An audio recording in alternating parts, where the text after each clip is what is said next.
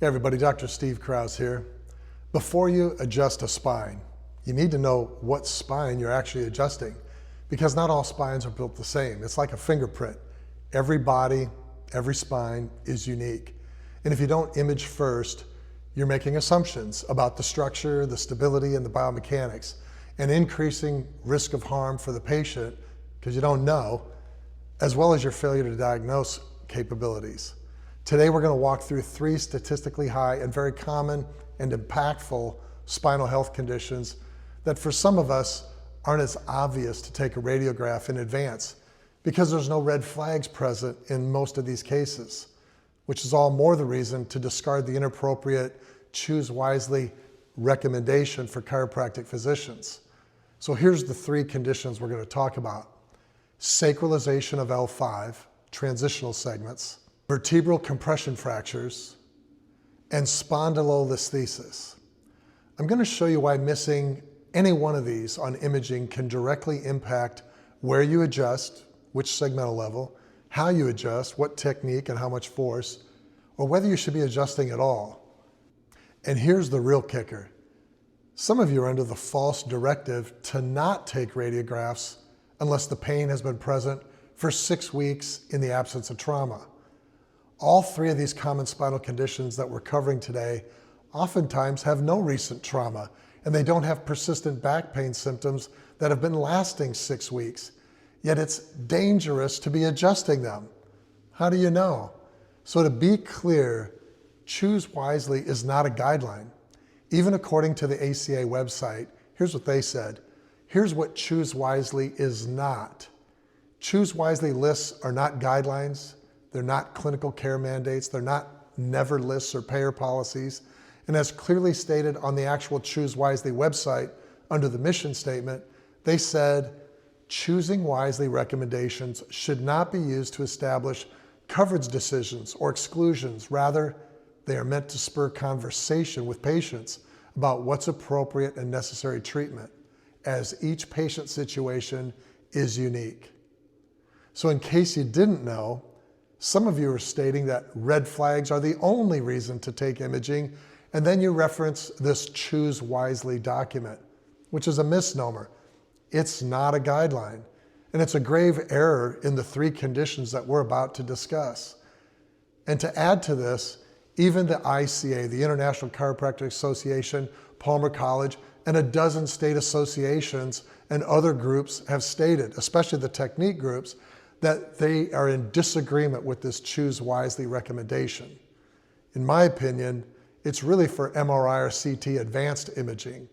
And in a future episode, I'm going to take a deep dive into the 6 different studies that were used to come up with that Choose Wisely recommendation. I'm on the know because I was on that committee. So enough of that for now. Today, let's talk about the positive, which is how can we help patients get better outcomes, and why 3 major spinal conditions require us to have spinal imaging to safely adjust and put a force into that patient's spine. So let's start off with sacralization of L5, and that falls into what we call a lumbosacral transitional vertebrae. In a study by Vijay Sacralization in 2014, the overall prevalence of lumbosacral transitional vertebrae was 13% of the overall population, and sacralization specifically was 11%. That's significant. These are higher percentages than the incidence of a potential cavity or breast cancer, and yet every other year they're doing studies on human beings for those to prevent. It means that 1 out of 9 patients might have a variant like this as a transitional segment. So why is this meaningful? If you intend to use a drop piece adjustment or a side posture technique on L5 or sacrum, you have a problem without imaging, without knowing. Your success at effectively getting a spinal manipulation or an adjustment effect is dramatically limited or impossible if there's a fusion. You could cause tissue bruising, inflammation, if that segment is fully immobile. So here's the key. The prevalence of lumbosacral transitional vertebrae in females is about 1.3 times higher than those in the male category. The probability of finding a lumbosacral transitional segment on patients with clinical symptoms requiring an X-ray or those requiring an MRI, they decided to compare finding these transitional segments was more easier to find them with an MRI. It was the difference between 18% and 13%. Now, they also found that degeneration of the disc occurs at the segment right above, most likely the L4 disc. And whether or not that's the cause of spinal symptoms and disc herniations with these transitional vertebrae, that does require further study, but there is a potential correlation. So it's important when we look at the studies regarding adjacent segment disease or degeneration as a result of a hypermobility or degeneration as a result of the biomechanical alteration, it's important that we understand we have to stabilize this area and be careful adjusting that level. So whether we're talking about sacralization of L5 or lumbarization of S1, and these are two different conditions, what we know is it's not moving normally. It's either partially fused or fused to the sacrum. So what happens biomechanically? Well, the segment above, typically L4, L5, it takes on increased stress, and there's biomechanical forces on motion. Now, the same study showed that significant increased degeneration at that level above the transition segment. It had statistical significance at that adjacent level. Adjacent segment degeneration has been proven in multiple studies after spinal fusion surgeries of the cervical spine and lumbar spine, as well as natural fusions or sacralization that we're discussing today. There was a study in 2021, a landmark study, showed that the long-term risk of developing new disease, new degeneration of the disc, degeneration of the facet joints, of the spinal segment immediately above or below that fusion site was significant. They studied over 374 patients who underwent a cervical decompression surgery for fusion, and they showed that within 10 years, there was 25% more likelihood, 1 in 4 patients would develop symptomatic disease, symptoms, pain, to that adjacent level within the 10-year period. And the highest incidence in the cervical spine was at the C5, C6, or the C6, C7 interspaces. And there's even a more recent evidence showed from a systematic review and a meta-analysis at Tohoku University in 2018. They had similar pooled incidences, and they showed that adjacent segment disease occurred in 26.6% of lumbar fusion patients and 32.8% of cervical fusion patients. So the symptomatic progression was in 1 out of 4, even 1 out of 3 patients with these radiological signs because of the adjacent segment disease. So transitional segments are more than just an anomaly. They lead to future prognosis problems in the segment above. And being aware of this and identifying this is important that we're communicating to our patients properly. Sacralization can sometimes lead to chiropractors miscounting spinal segments or adjusting the wrong segment or adjusting a partially immobile or fully immobile segment. If we're applying a force to an already hypermobile segment on the level above, there are some complications or some irritation that we might create to the disc or to the facet capsule that results in degenerative changes. And we don't want to accelerate that degenerative processes. It can also show radicular symptoms worsening and poor clinical outcomes due to the incorrect targeting. The study that I'm referencing laid out all of these, and it contradicts prior studies that showed there wasn't a high prevalence of low back pain. The new study showed that there definitely is a correlation, and we can't see these without imaging. So what does this all mean? We need to help patients understand prognosis and outcomes. It's their body, it's their spine, and keeping this information from them really is a failure to disclose their spinal health predictive outcomes. Take the x-ray and let's have everybody on the same page. Let's move on to the second spinal condition that also falls into this red flag category, And this is something even more critical: vertebral compression fractures. If you've adjusted a vertebrae where the patient had suffered a compression fracture, but you didn't know it, have you made the compression fracture worse? It happens. A study by Cosman in 2017, they showed that in the United States, adults over the age of 40, so men and women, reported an overall prevalence of 5.4% of compression fractures in that 40 to 50 range. In the age group 70 to 79, it was an 11% prevalence and 18% in those over the age of 80. Now, another study showed that 25% of women over the age of 50 had compression fractures. So this is significant. And here's what's really interesting regarding bone density correlation. Of those individuals under the age of 65, only 26% of those who had a compression fracture met the official bone mineral density criteria for osteoporosis. So that means 3 out of 4 people with spinal compression fractures did not have osteoporosis. And those over the age of 65, it was 38% of those had osteoporosis. So we have to stop thinking that this is just a little old lady problem. This is happening in people who don't have osteoporosis. Now, Cosman's work emphasized that a prior vertebral fracture is the most important risk factor for a subsequent fracture. They called this the fracture cascade, and it means that once a person has one compression fracture, the risk of getting another one within the next year, within the first year after the first one, is 10% likelihood, and an 18% likelihood within 2 years from that first compression fracture. The study actually recommended taking x-rays on people over the age of 50 because the National Osteoporosis Foundation, their clinical guidelines stated, if bone density testing is not available, then vertebral imaging may be considered based on age alone. That's big time. Many of these fractures are silent or asymptomatic. There's no dramatic trauma. There's no obvious diagnosis because there's no red flags present. We need to be taking spinal imaging on our patients over the age of 50 so we know it's not just structural compromise. The fracture is likely by the time they come into the office to already be old. But what does old mean? Is it 6 years, 6 months? Is it 6 weeks? If you're one of those throughput doctors or the red flag only DCs, how would you know if there's a compression fracture in an asymptomatic case?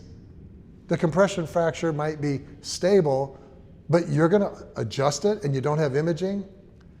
The old recommendation from the Choose Wisely radiology recommendation isn't applicable to chiropractic adjusting, especially in these cases. That recommendation would have led you or prevented you from not taking an x-ray. And that's a safety hazard in my opinion. If you adjust a spine with an undiagnosed compression fracture, you're applying a force to a structurally weakened vertebrae. And the potential complications of this, it's worsening, such as more vertebral collapse. There's more wedging leading to an increased kyphotic deformity greater than what they already had. Plus it can lead to acute pain exacerbation that can make the patient suffer for weeks. Plus the big one, neurological compromise. That collapse can impact the IVF compression on the nerve roots. This all has potential instability in the patient, leading to disc degeneration and facet degeneration acceleration. The studies proved it. You cannot palpate a compression fracture reliably. You must image it. Take the radiograph. It's safe, it's low cost, and it's the wise choice, especially in patients over the age of 50. Now, here's a case study.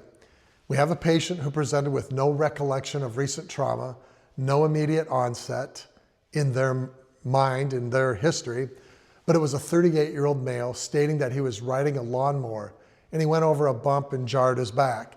He didn't consider this trauma. He had some mild pain off and on the next day because he didn't have any the day it happened, but he said he felt locked up in the thoracolumbar area. And he pointed to this saying he's feeling stiff and achy here. Now he'd been a chiropractic patient before. He'd had dozens of adjustments. So he came in wanting a quick adjustment. Now he happened to be a family member of mine and I'm the one who's been adjusting him. I've seen him many times before.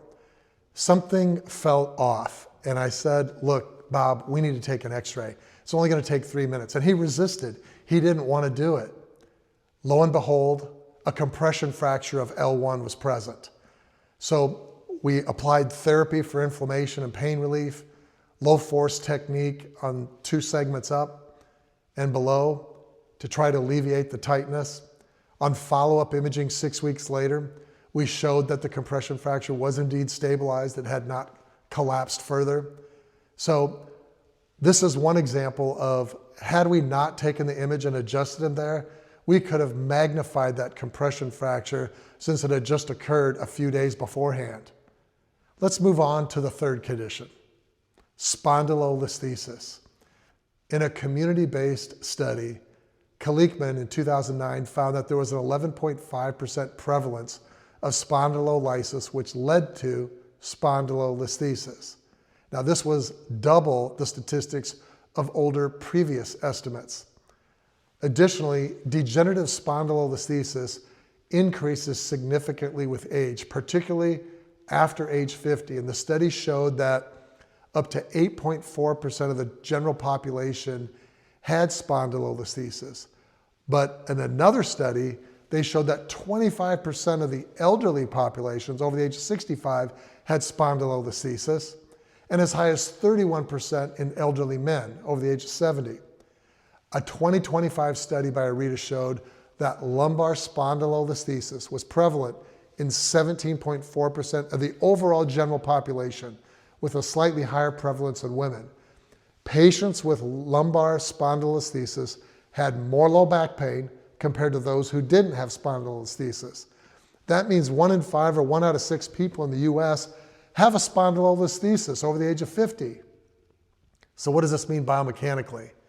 One vertebrae is slipping forward relative to another, meaning instability and altered load distribution, potential nerve compromise because that anterolisthesis diminishes the IVF. So what's our clinical risk without imaging if we don't identify the spondylolisthesis? Well, you might be applying a force into an unstable segment. You might be increasing shear forces. You might worsen the slippage. And potential complications of this, well, progression of inflammation in the area, increased instability. But the big thing is nerve root irritation or compression by that IVF. Even stenosis developing because of the slippage, resulting in an exacerbation of a radiculopathy, giving poor outcomes due to improper force direction. We need to know, is spondylolisthesis present? Another reason to take imaging on those over the age of 50. Now, you'll miss it without the imaging. How will you know? Recent data from the second survey by the Road study, also published in 2025, it challenged the earlier consensus of pain disassociation with spondylolisthesis. The earlier study said there wasn't a correlation with pain, but the new 2025 study said this. They found a significant, though it was modest, association between lumbar spondylolisthesis and low back pain. So in context, it suggests that as the population of our country ages, participants, because the participants in the second study, they were older, the degenerative changes might eventually reach a threshold, a tipping point where they do contribute to back pain, particularly in women. So the study also showed that there was a strong evidence correlation with spondylolisthesis and radiculopathy in the leg due to the spinal stenosis that was created from the spondylolisthesis. So in this study, let's show you the comparison between the 2009 Kalikman study that said there wasn't a big correlation, but the new study presented in 2024 and published in 2025 showed a significant correlation to a back pain link and a radiculopathy link, which is significant. This strong correlation or high risk of stenosis and radiculopathy is problematic. Now let's step back for a second and take a look at all three of these conditions and what's the similar pattern that we're finding between sacralization, compression fractures, and spondylolisthesis. They're all three structural problems. and they're not primarily soft tissue problems. So if you treat patients with mechanical adjustments, a force being applied, without imaging, you are assuming the segment is stable, that the structure is normal, that the anatomy is standard. And we just showed, the literature proves that this assumption is just plain wrong. There's a significant percentage of the time that there are problems there, and it's worthy of imaging so that we know. The real question is this: would you want someone applying that force to your mother's 60-year-old spine without first knowing if she has a compression fracture, a fusion, or an unstable spondylolisthesis? I would want to know. Doctors, that's why imaging matters. That's why sequencing matters. Assessing the risks, especially on age 50 and above. That's how we deliver better outcomes, safely. Protect your patients. Be safe. Be accurate. Be precise, and be sure. Now, if you like these educational sessions, please click on the like button below and give us a thumbs up on the social platforms. I greatly appreciate it.